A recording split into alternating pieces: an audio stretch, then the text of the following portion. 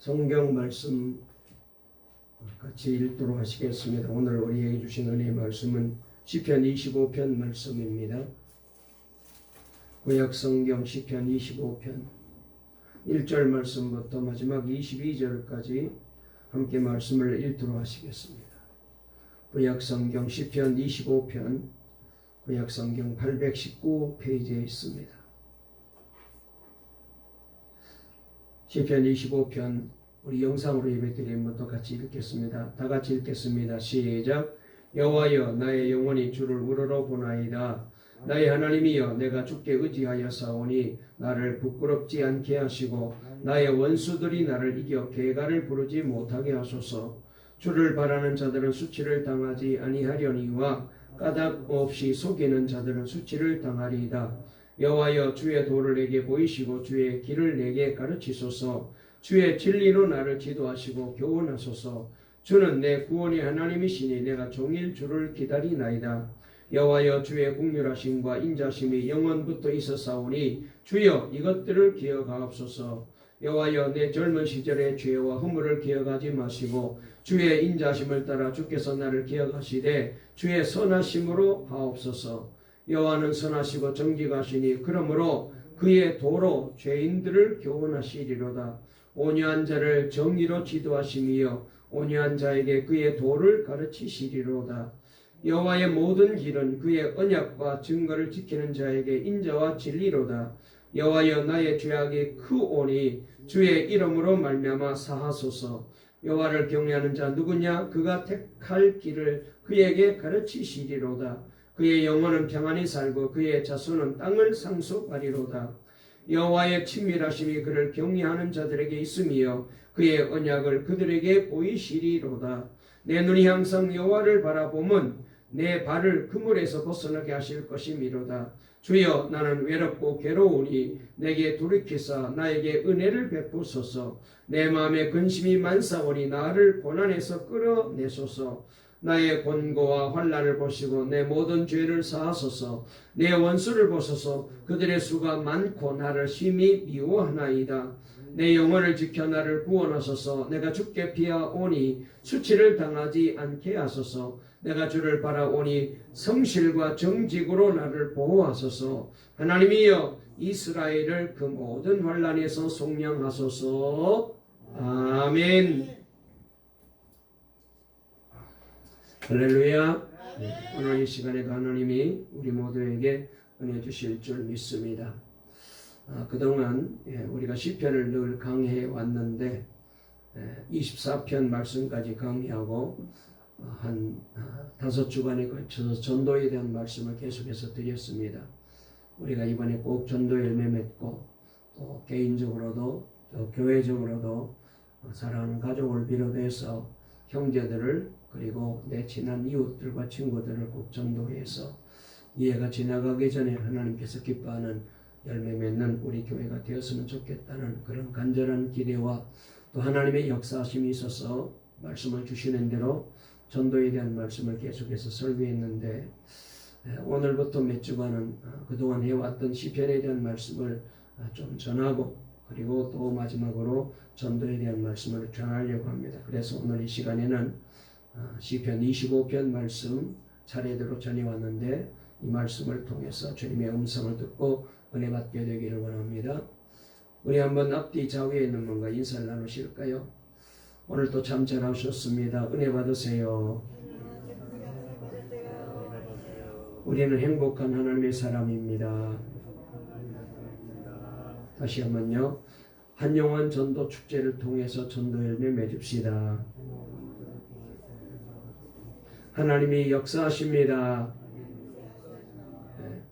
오늘 우리 강명관 형제가 어젯밤에 늦게 잤다고 피곤해서 예배 못 오시겠다고 해서 못 왔어요. 그래서 우리 정말 이제 도움이 되시는 귀한 우리 형제님이 같이 왔는데 오늘 잘 오셨습니다. 열심히 교회 잘 다니고 있다는데 오늘 우리 교회에서 은혜 받는 그런 시간 되었으면 좋겠네요. 설교 제목 한번 따라해 보실까요? 환난에서 성도가 사는 길. 다시 한번 환난에서 성도가 사는 길. 오늘 이 제목으로 말씀을 통해서 은혜 받으려고 합니다. 여러분, 성도는 참 그리스도인은 어려움이 닥칠 때에 영적 자기 관리를 잘 해야 됩니다. 가끔 자살 사이트에서 만나 죽음을 같이 하는 사람들의 뉴스를 보게 됩니다. 어떻게 저럴 수가 있을까? 어떻게 저렇게 죽을 수가 있을까? 너무나 젊은 나이인데 아직도 인생을 제대로 살아보지도 못한 나이인데 얼마나 삶이 힘들고 그리고 인생의 짐이 무거웠으면은 생전 얼굴 한 번도 보지 못한 사람들을 만나서 저렇게 함께 죽을 수가 있을까? 그런 생각을 해보게 됩니다. 그런데요, 전문가들은 그들이 자살 사이트에서 나눈 대화 때문이라고 그렇게 지적을 하고 있습니다. 거기에서 저들이 나눈 대화들을 보게 되면은 살아보니까 별 수 없더라. 희망의 사다리가 보이지 않더라. 어차피 이래 사나 저래 사나 잿빛 인생뿐이야. 희망이 안 보여. 희망이 없어. 그래, 살아서 뭐하냐? 일찍 죽자. 그러면서 그 사이트에 들어온 사람들을 보고 그래도 인생의 마지막을 당신과 함께 할 수 있어서 그래서 당신이 내게 있어서 나와 함께 주어서 그래서 나는 참 자랑스럽게 생각해. 그러면서 함께 자살하고 말게 되는 그런 끔찍한 불행한 일들이 있고 있습니다. 여러분, 이게 뭐예요? 마귀의 속삭임인데 하나님의 음성이 아니고 원수 마귀 더러운 영이 속삭이는 것인데 거기에 모르고 함께 그렇게 속아서 죽음의 길로 나가는 것을 보게 됩니다. 여러분, 우리가 질병으로 혹은 재정의 위기로 실직으로 진학이나 또 취직 실패로 실연 등으로 어려움을 당할 때 정말 조심해야 되는데 왜 그러냐면은 이렇게 어려움이 오게 되면은 영적으로도 시련이 함께 찾아와요. 병이 생기면 병마도 역사하거든요. 우리가 욥의 경우를 통하여 잘 알고 있잖아요. 욥에게 닥친 시련 뒤에는 마귀의 역사가 있었잖아요. 사탄이 그런 못된 짓을 해서 이 욥의 가정을 온통 풍기박산 만들어 놨었잖아요. 그렇지만 욥은 그런데 흔들리지 않았던 것을 보게 됩니다. 그러므로 성도는 믿음으로 사는 그리스도인들은 어려울 때일수록 정신을 바짝 차려야 돼요. 환난이 오고 고난이 오고 일이 잘 안 될 때에 그냥 낙심만 하고 있으면 안 됩니다. 이때 정신을 차려야 돼요. 안 그러면 영적으로 다 무너지고 망가지고 다 끝장나는 인생을 살 수밖에 없습니다. 오늘 우리가 읽은 시편 25편은 큰 환난을 당한 다윗의 기도입니다. 그래서 가만히 보게 되면 다윗이 얼마나 환난을 크게 당하고 이 환난이 다윗에게 얼마나 정신적으로 마음적으로 영적으로 힘들게 했던지 오늘 여기 말씀을 쭉 읽어보시게 되면 내용이 뒤죽박죽입니다. 이랬다 저랬다 정말로 우리가 말하는 대로 쉽게 말하면 말이 안 되는 얘기를 여기저기 막 하고 있는 것을 보게 됩니다. 말에 논리도 없습니다. 그 다음에 했던 말을 또 하고 또 합니다. 어쩌면은 여러분 우리도 어려움을 크게 당하게 되고 정신이 빠지게 되면은 그냥 했던 말도 또 하고 정신이 없잖아요. 정신을 제대로 못 차리잖아요. 그래서 우리의 모습과도 다윗이 똑같다. 그런 생각을 우리가 해보게 됩니다. 그래서 이 시편 25편은 어쩌면은 우리에게 더 친근감이 가는 그런 귀한 말씀인지도 모르겠어요. 그러나 다윗은 좀 특별한 점이 있었어요. 다윗의 기도를 정리해 보게 되면 우리와 다른 점이 있었는데 이 다윗은 어려울 때에 다윗의 귀한 믿음이 드러나고 있다는 점입니다. 다윗은 환난을 당하고 그리고 고난을 당하고 쫓김을 당하고 죽을 위기에 처하였을 때에 그냥 낙심하고만 있는 게 아닙니다. 탄식만 하고 있는 게 아니라 그럴 때일수록 다윗은 더 주님 바라보고 믿음으로 견디고 있다는 거예요. 뚜렷하게 세 가지 다윗의 믿음이 잘 정리되어 있는 말씀이 오늘 여기 시편 25편인데 그러므로 오늘 이 말씀은 환난을 당한 성도가 어떻게 살아야 되는지 그 길을 우리에게 잘 보여주는 그런 귀한 말씀입니다. 그래서 제목이 환난에서 성도가 사는 길, 그런 제목으로 이 시간 말씀을 살펴보려고 합니다. 첫 번째로 우리가 오늘 말씀을 통하여 이제 다윗이 우리에게 주시는 메시지가 뭐예요? 이 말씀이 우리에게 주시는 하나님의 메시지가 뭐예요? 다윗은 환난 중에 더욱 주님을 바라보았다는 점입니다. 그러므로 오늘 이 말씀을 통하여 저와 여러분도 다시 한번 생각해야 됩니다. 환난 중에는 더욱 주님을 바라보자. 그것이 바로 믿음으로 환난을 이기고 버텨내는 가장 중요한 비결이에요. 한번 저를 따라해 보실까요? 환난 중에 더욱 주님만 바라보자. 아멘. 그것이 바로 환난을 이기는 비결이에요. 자, 한번 볼까요? 다윗이 어떻게 주님을 바라보고 있는지. 자, 25편 1절 말씀 다 같이 읽어보실까요? 다 같이 했습니다. 시작. 여호와여 나의 영혼이 주를 우러러 보나이다. 아멘. 그 다음에 15절 말씀도 읽어보실까요? 15절 시작. 내 눈이 항상 여호와를 바라보면 내 발을 그물에서 벗어나게 하실 것이미로다. 아멘. 20절 말씀도 한번 읽어볼까요? 시작. 내 영혼을 지켜 나를 구원하소서. 내가 주께 피하오니 수치를 당하지 않게 하소서. 아멘. 그리고 21절도 읽어보시겠습니다. 내가 주를 바라보니 성실과 정직으로 나를 보호하소서. 아멘. 자, 여기 가장 중요한 메시지가 뭐냐? 이 말씀이 우리에게 주시는 은혜가 뭐냐? 여기 보게 되면 다윗은 환난 중에 더욱 하나님을 찾고 하나님만 바라보았다는 거예요. 여러분, 우리는 어려움을 당하게 되면 나를 도와줄 사람이 없나? 내가 좀 뭔가 부탁할 사람이 없나? 자꾸 사람을 살피게 되고, 그리고 환경을 자꾸 들여다보게 되는데, 그리고 원망이 나오고 짜증이 나오고 내 마음대로 안 되고 일이 잘 안 풀려지게 되면은 정말로 우리 마음이 절망으로 바뀌게 되는데, 다윗은 그렇게 하지 않고 환난을 당할 때일수록 하나님을 찾았다는 거예요. 하나님을 의지했다는 거예요. 여러분, 이것이 바로 환난을 이기는 신앙의 비결입니다. 예수님께서도 십자가에서 완전한 멸망에 빠진 적이 있었잖아요. 마태복음 27장 46절에 보면은 그때 예수님께서 십자가에 달리셔서 이렇게 부르짖으셨습니다. 어찌하여 나를 버리셨나이까? 어찌하여 나를 버리셨나이까? 큰 소리로 탄식하셨습니다. 그런데 그때도 예수님께서는 이렇게 고백합니다. 나의 하나님, 나의 하나님.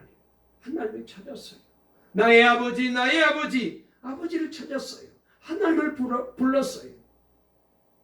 예수님께서는 완전한 절망 중에서도 하나님에 대한 믿음을 잃지 않으셨던 겁니다.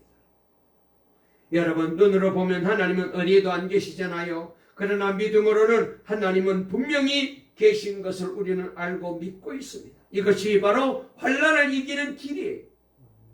욥도 그랬습니다. 욥기 1장 20절 21절에 보면은 욥은 하나님이 계시다면 도저히 일어날 수 없는 재앙을 거듭 당하였잖아요. 욥이 무슨 죄를 짓고 욥이 무슨 잘못을 해서 그 벌로 받은 재앙이 아니라 욥은 의로운 사람이었습니다.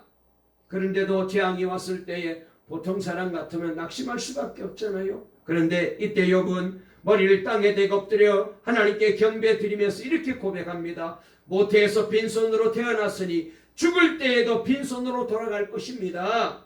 주신 분도 주님이시고 가져가신 분도 주님이시니 주님의 이름을 찬양할 뿐입니다. 보통 사람 같으면 하나님 내가 뭘 잘못했길래 내게 있는 자식들을 다 빼앗아 가십니까? 재물을 다 빼앗아 가십니까? 하나님 잃을 수가 있습니까? 그래도 하나님은 사랑의 하나님이라고 말할 수 있습니까? 원망이 나올 수 있잖아요. 욥은 잘못한 일이 없잖아요. 허물이 없잖아요. 죄가 없는데도 하나님이 이런 고난을 주셨을 때 얼마나 낙심할 수 있었겠어요? 그런데 욥은 끝까지 주님만 바라보고 그러면서 이렇게 말합니다. 주신 분은 하나님이신데, 내가 가지고 있던 자식도 건강도 하나님 가져가셨으니 그저 하나님 뜻대로 된 줄로 믿습니다. 하나님 이름만 찬양합니다. 여러분, 이것이 바로 환난을 당할 때 성도가 사는 길이고 잘 되는 길이고 성공하는 길입니다. 끝까지 주님만을 바라봐야 돼요. 할렐루야. 여러분, 이 신앙이 저와 여러분의 신앙 되시기를 주의 이름으로 축원합니다. 오늘 영상으로 예배드리는 우리 성도들 이 믿음으로 다시 일어나시기를 주의 이름으로 축원합니다. 하율이 하람이도 일어나세요. 네. 일어나려고 그러는데 믿음으로 일어나세요. 아멘. 너무 예쁘게 아멘도 잘하네.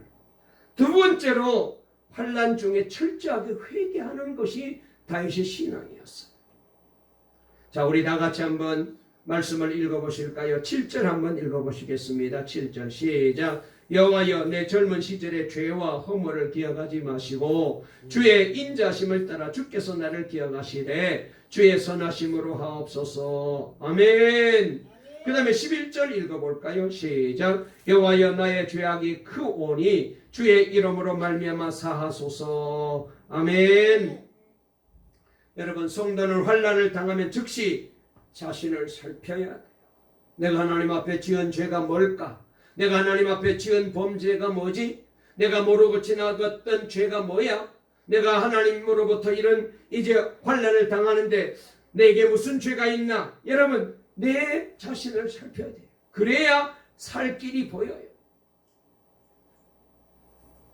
제가 안동 36사단 훈련소에서 훈련을 받을 때에 참 많이 들었던 말이, 조교가 하는 말이 있었는데 뭐라고 말하냐면은 눈동자 돌아가는 소리가 들려! 뭐 이런 얘기를 많이 해요. 눈동자 돌아가는 소리. 아마 군대 갔다 오신 우리 분들은 다 이 얘기를 많이 들어보셨을 거예요. 훈련소 가면 그런 얘기 많이 해요. 속으로 참 뻥도 세게 친다. 어떻게 눈동자가 돌아가는 소리까지 들려. 눈동자 돌아가는 거는 이해가 되겠는데 그 소리가 들린다는 거야. 조교 귀에. 아니, 그런데 말이죠, 제가 목회하면서 이 말이 뻥만은 아니었다는 것을 알게 된 거예요. 예배 드릴 때에 여러분, 강단에 딱 서서 설교 시간에 딱 보면 정말로 교인들의 눈동자 돌아가는 소리가 들리는 것 같아요. 딴짓하고 뭐 그냥 엉뚱한 짓하고 다 보이거든요. 훈련소에서 훈련병들에게 정신 차리라고 그런 얘기를 하는데 정말로 목회하면서 그게 실감나더라니까요. 훈련소에 갓 입수한 훈련병들은 오합지졸들을 다 모아놨잖아요. 또 얼마나 긴장하였겠습니까? 그래서 이 사람 저 사람 눈치 보더라 눈 돌리는 것이 앞에 서면은 다 보이고 알 수가 있는 거예요. 여러분, 목회하면서 보면은 교회 안에 문제가 생기면 여기저기 수군거리는 소리가 다 들려요. 저쪽 교회에 우리가 있을 때도 보게 되면은 내 앞에는 안 그런 척하면서도 눈이 돌아가는 수준이 보이는 거예요.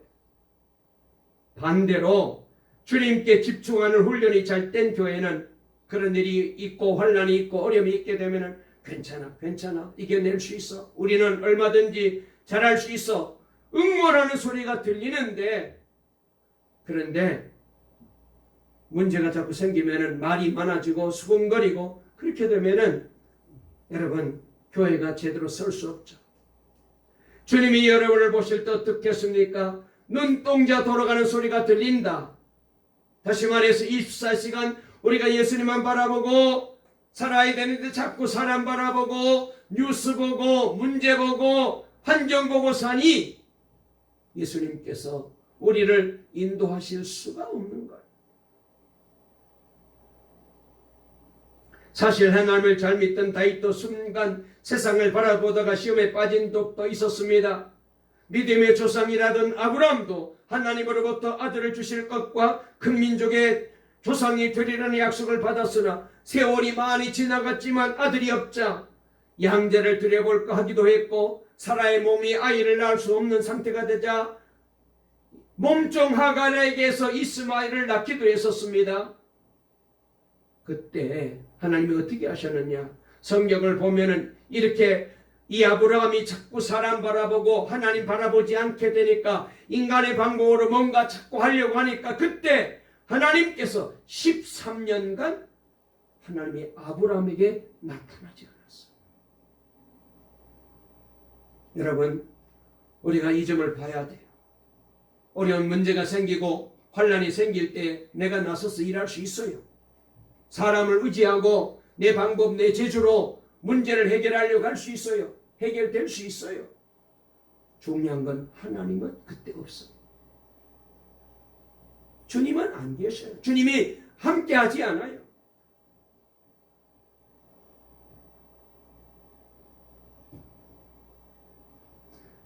그래서 13년간 하나님은 아브라함에게 나타나지 않았어요. 여러분, 그러므로 우리도 주님만 바라봐야 돼요. 특별히 여러분, 환난이 오고 고난이 올 때에 우리는 내게 무슨 허물이 있는지, 내게 무슨 잘못이 있는지, 내게 무슨 죄가 있는지 주님을 바라보고 나를 살펴야 돼요. 말씀으로, 성령으로 나를 자꾸 비춰봐야 돼요. 더러운 죄가 뭐가 있는지.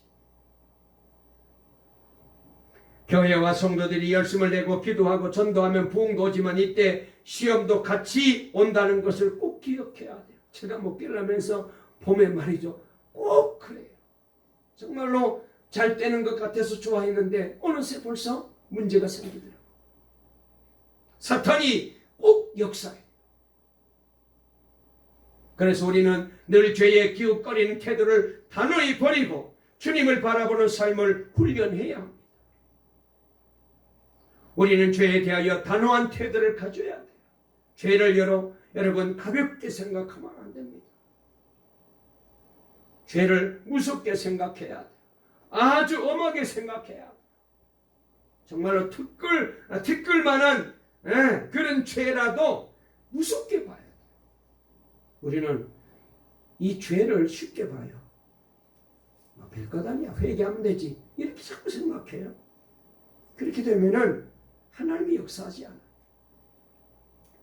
사랑하는 성도 여러분, 저와 여러분도 다윗과 같이 환난 중에 철저하게 주님 바라보시고 회개하는 성도 되시기를 주의 이름으로 축원합니다. 따라해 보실까요? 환난 중에는 철저하게 회개해야 됩니다. 아멘. 그러면 하나님이 역사하셔요. 마지막 세 번째로, 환난 중에는 온전히 순종해요. 한번 말씀을 읽어볼까요? 4절을 읽어보겠습니다. 시작. 여호와여, 주의 도를 내게 보이시고 주의 길을 내게 가르치소서. 아멘. 8절 말씀도 읽어볼까요? 시작. 여호와는 선하시고 정직하시니 그러므로 그의 도로 죄인들을 교훈하시리로다. 그랬습니다. 성도가 환난에서 벗어나는 길은 주님의 인도에 순종하는 거예요. 환난을 당하고 나면 순종이 결코 무거운 짐이 아님을 알게 돼요. 진정한 구원받은 삶이라는 것을 깨닫게 되죠. 순종은 고민하지 않고 염려하지 않고 두려워하지 않는 삶을 사는 거예요. 제가 요사이 중국의 선교사인 허드슨 테일러에 대한 얘기를 많이 하는데, 허드슨 테일러 중국 선교사도 자신에 대하여 깊이 좌절했던 적이 있었습니다. 그러다가 요한복음 15장 5절 말씀에서 주님은 포도나무요, 자신이 가짐을 믿음으로 받아들인 후에 나는 나의 구원에 대해서 내가 할 일이 아무것도 없음을 깨닫게 되었다. 나는 더 이상 염려하고 두려워하지 않으리라. 내가 할 일은 찬양할 것밖에 없음을 알았다. 그리고 그는 정말 평생 찬송하며 감사하며 믿음으로 일어서서 훌륭하게 선교 사역을 잘 성공적으로 감당하게 되었대요. 그러므로 저와 여러분도 환난 중에는 주님의 인도를 받아야 돼요. 순종하며 주님의 뜻을 구해야 돼요. 중동 어느 지방에 실수로 낙타 한 마리가 아주 깊은 웅덩이에 빠져가지고 나오질 못하고 허우적대고 있었습니다. 낙타는 재산적으로 굉장히 큰 재산이죠. 낙타가는 덩치도 크니까 못 일어나고 나오지를 못하는 거예요. 마을 사람들이 낙타를 건지기 위해서 노력했지만 헛수고였습니다. 주인은 난리가 난 거예요. 저 낙타가 죽어버리게 되면 큰 재산에 손해가 생기니까. 그때 마을에 마을에 살고 있는 지혜로운 한 분이 나타나서 낙타를 건져내는 방법을 지시를 합니다. 이 말을 들은 사람들이 고개를 끄덕이면서 이분이 얘기한 대로 모여가지고 웅덩이 근처에서 흙을 퍼다가 그 웅덩이 안으로 자꾸 집어 던집니다. 그것을 본 주인이 막 소리 지르면서 낙타를 웅덩이에 파묻어 죽이려고 그러느냐, 자기 재산 아니라고 그렇게 죽이려고 그러느냐, 막 난리를 치면서 그렇게 항의를 합니다. 그러나 아랑곳하지 않고 계속해서 흙을 퍼부었더니 한참 후에 낙타가 흙을 털고는 한 단계 올려쓰고 또 퍼부었더니 낙타가 또 흙을 털고 일어나고 마지막에는 낙타가 웅덩이에서 쌓인 그 흙을 받고 정말로 살아서 밖으로 빠져나오게 된 거예요. 여러분, 우리 힘으로 아무리 몸부림쳐도 헤어나지 못하는 인생의 웅덩이가 있거든요. 그렇잖아요. 우리가 살아보면은 정말로 내 힘으로는 안 된다 싶을 정도로 내 힘으로 내 재주로 도저히 빠져나올 수 없는 웅덩이에 우리가 빠질 때가 있어요. 그때는 내 힘을 빼는 것이 사는 길. 발버둥 치면 안 돼요. 물에 빠졌을 때에 여러분 힘을 빼야 되잖아요. 그러면 물에 뜨죠. 그러면 살 수 있어요. 그런데 더 살라고 막 힘을 주고 발버둥 치면 점점 물속으로 가라앉아요. 물에 빠져 죽어요. 인생의 수렁에 빠진 우리에게 주어진 십자가 복음, 나는 죽고 예수로 사는 것이 구원의 삶을 사는 길이고 하나님께서 인도하시는 방법이에요. 내 마음대로 내 뜻대로 안 되기 때문에 때로는 낙심이 되고 아이고 이럴 수가 있을까? 맨 처음에는 막 원망이 나옵니다. 그러나 나중에 보면은 하나님 정말로 놀라우십니다. 어떻게 그렇게 하셨습니까? 감탄이 저절로 나와요. 성 어거스틴이 한 번은 설교 부탁을 받고 낯선 곳으로 설교하러 가게 되었는데 길을 잘 모르기 때문에 안내자를 한 사람 도움을 받아서 그래서 그분의 안내를 따라서 그곳으로 이제 가게 되었습니다. 그런데 안내자가 길을 잘못 들어서 딴 곳으로 가고 말았어요. 아니 이럴 수가 있나? 모두가 어이없습니다. 안내자도 당황합니다. 목적지가 아닌 곳에 이미 와버려 있었기 때문에 그래서 할 수 없어서 결국 어거스틴은 그날 설교를 하지 못하고 그냥 집으로 돌아가고 말았대. 그런데 후에 알고 보니 만약 그날 어거스틴이 목적하던 그 설교하던 곳에 제대로 찾아갔더라면은 죽음을 당할 뻔했더라고요. 왜냐하면은 어거스틴을 반대하는 대적들이 이미 어거스틴이 거기에 설교하러 온다는 정보를 듣고 숲속에 숨어서 기다리고 있었던 거예요. 칼을 들고 그를 기다리고 있었는데 하나님께서 이 안내자의 머리를 어지럽게 만들고 헷갈리게 만들어가지고 평상시에 한 번도 실수하지 않았는데 그만 길을 잘못 가게 만들어서 하나님이 이 어거스틴을 살려주신 거예요. 이것이 환난당한 성도가 살 길입니다. 그런데 여전히 숙제가 있습니다. 그러면 환난을 당할 때 어떻게 하면 우리도 다윗처럼 그렇게 주님만 바라보고 주님께만 순종할 수 있을까요? 평소에 24시간 내내 주님과 동행하는 훈련이 되어 있어요. 제가 계속해서 설교 시간에 말씀을 신앙생활은 훈련이 훈련. 예배도 훈련이고 기도도 훈련이고 전도도 훈련이고 순종도 훈련이고 맨 처음에 하려면 잘 안 돼요. 계속 반복해서 훈련하면은 나중에는 그게 자연스러워 편해요. 훈련을 잘해야 돼요. 6절 말씀에 보면 다윗은 이미 오랜 기간 동안 하나님과 동행하였음을 잘 우리에게 보여주는데 그 말씀이 6절 말씀에 나와 있는데 우리 한번 6절을 읽어보실까요? 다 같이 했습니다. 시작. 여호와여 주의 공률하심과 인자심이 영원부터 있었사오니 주여 이것들을 기억하옵소서 그랬어요. 여기 말씀해 보니까 주의 공률하심과 인자심이 영원부터 있었다. 그러니까 다윗은 오래전부터 먼 옛날부터 변함없이 베풀어 주셨던 그 주님의 국률과 한결같은 사랑을 기억하고 있었던 거죠. 그렇습니다. 환란이 왔다고 누구나 다윗처럼 주님을 찾는 게 아니잖아요. 환란이 생기면 평소보다 더 믿음이 생기지 않습니다. 오히려 낙심할 수 있어요. 평소에 늘 주님과 동행하는 믿음이 있어야 환란 중에도 주님을 찾는 믿음이 생기는 것. 혹시 이런 질문도 하실 분이 계실 겁니다. 목사님 그러면 하나님과 그렇게 함께하는 사람에게 무슨 환란이 닥칩니까? 하나님이 함께하면 환란이 없어야 되지 않아요? 모르는 말씀이에요. 이 세상은 온 우주에서 하나님과 마귀가 함께 역사하는 유일한 곳이 바로 이 지구예요. 이 세상은 하나님도 역사하시지만 마귀도 여기 역사해요. 에덴 동산에서 인류의 조상 아담과 하와가 마음의 마귀를 맞아들였잖아요. 하나님과 마귀는 상대가 안 되지만 그러나 우리 인간의 마음에서는 이 마귀가 얼마나 역사를 강하게 하는지 다 넘어가요.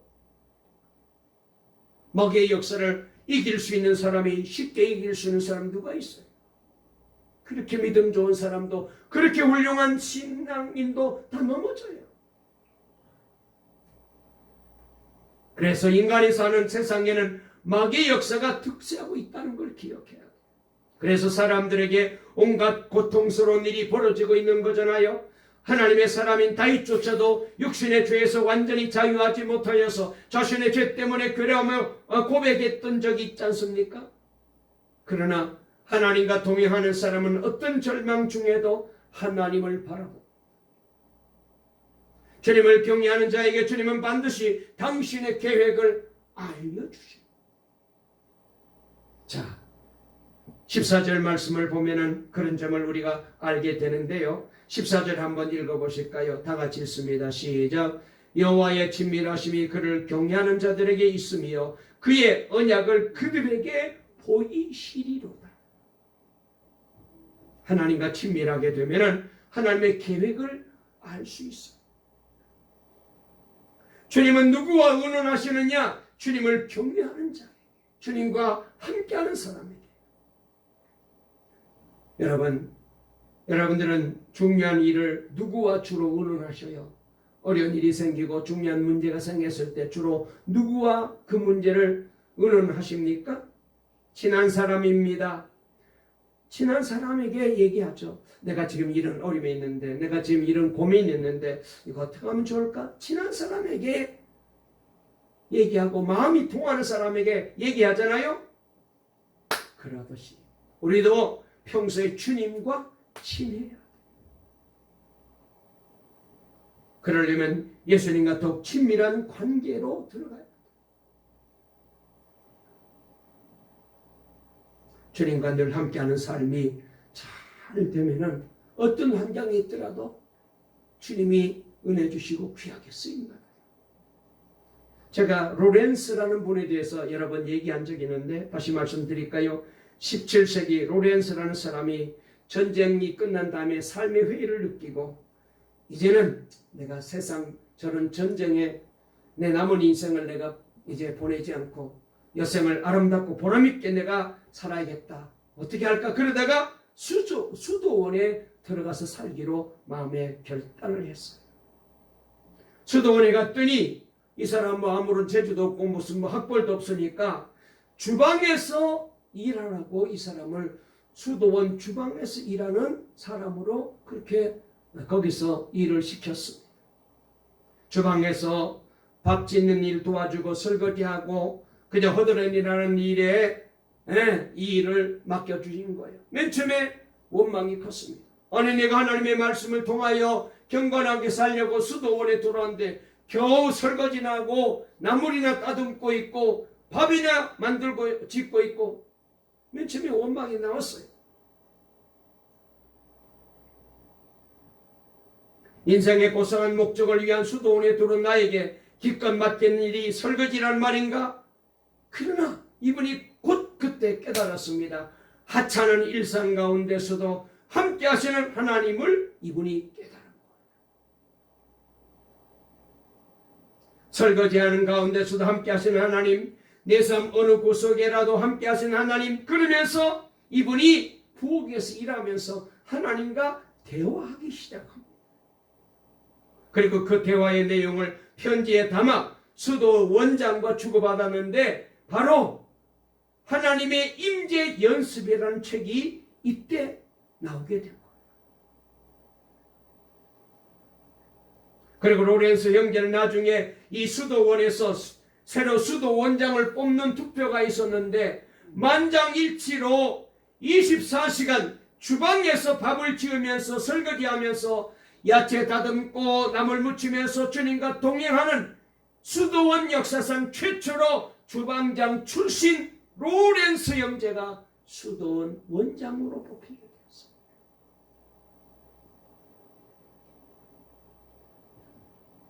주님과 함께 하면은요, 주방에 있더라도 설거지하더라도 그 삶은 하나님께서 기억하시고요, 귀하게 여깁니다. 2004년 8월 4일 초등학교 4학년인 정희재라는 아이가 있었습니다. 우리 하람이가 4학년인가? 5학년이요. 아이고, 한 살. 정희재는 너보다 한 학년 아래인 4학년짜리인데 이 아이가 지리산에서 사흘간 조난당했다가 살아나온 기적같은 사건이 있었습니다. 아빠와 아빠 친구들과 함께 지리산 천왕봉에 올라갔다가 내려오는 길에, 하산하는 길에 아빠 곁에서 옷부터 따라오지 않고 잘났다고 이리저리 지 마음대로 막 뛰어다니다가 다른 데 가서 한참 있다가 이 아빠의 일행을 놓쳐버리고 길을 잃어버렸습니다. 어느 순간 주위에 아무것도 없고 지나온 길을 돌아가니 길이 아니었대요. 그때부터 사흘간 이 아이는 홀로 깊은 이 지리산에서 헤매며 다녔대요. 그때 이 아이를 인도한 것은 평소에 아버지가 아들과 함께 가끔 등산을 다닐 때 늘 해주던 말이 이 아이에게 있었어요. 밤이 되어 무서울 때, 얘야, 우리나라 산에는 맹수가 살지 않아. 그러니까 그렇게 걱정하지도 않아도 돼. 호랑이, 사자, 곰 이런 무서운 맹수들이 우리나라 산에는 없어. 이 아버지 말씀을 기억하면서 무서움을 견뎌냈답니다. 비가 내리자 이렇게 말합니다. 산에서 비를 맞고 잠들면은 체온이 떨어져서 죽을 수 있다. 그러니까 비 올 때 산에서는 몸 관리, 체온 관리를 잘해야 된다. 그래서 아버지의 말씀이 생각나서 가지고 있던 침낭을 뒤집어 쓴 채 밤을 지새웠다. 아빠가 말해준 대로 산에서 길을 잃어도 물소리 나는 쪽으로 가면 산다. 물소리 나는 겨울로 가면 산다. 거기 가면 물도 마실 수 있고 거기 가면 먹을 게 있다. 그래서 계곡을 따라 내려가면은 산 아래로도 내려갈 수 있다. 물이 있는 곳엔 사람이 있다. 이 아버지의 말씀을 따라 결국 이 아이가 스스로 겨울을 따라서 그 지리산에서 살아서 내려온 거예요. 아빠가 말해준 대로 살아서 왔어요. 여러분, 우리도 환난을 당하면 길이 없는 것처럼 보입니다. 그러나 길은 언제나 있습니다. 뭐예요? 주님의 말씀을 기억해요. 하나님의 말씀을 기억해요. 예수님이 길입니다. 말씀이 길이에요. 상황이 어려울수록 24시간 예수님과 동행하는 삶을 훈련해 가야 돼요. 말씀을 마치겠습니다. 여러분, 사업이 어려워 힘들 때에, 삶이 어렵고 힘들 때 우리는 흔히 기도하면 되지라고 합니다. 쉬운 말로 기도하면 되지. 그러나 그렇게 기도 열심히 하고 많이 해도 하나님께서 복을 주시는 길로 가지 아니하면 아무 소용 없어. 기도만 한다고 다 되는 게 아니야. 내가 하나님이 기뻐하는 길로 가야 돼. 그래서 우리는 사업을 크게 해서 부자 되고 헌금 많이 하는 것보다, 직장에서 성공하여 높은 자리에 오르는 것보다, 명예를 얻고 꿈을 이루는 것보다 먼저 예수님과 동행하면서, 그러면서 사업도 하고 직장도 다니고 학교도 다니는 이 방법을 훈련받아야 돼. 그리하면은 그 사람은 하나님께서 주시는 성공의 길을 걸어갈 수 있어요. 환란에서 성도가 살 길은 오직 예수님이십니다. 주님과 친밀해야 돼요.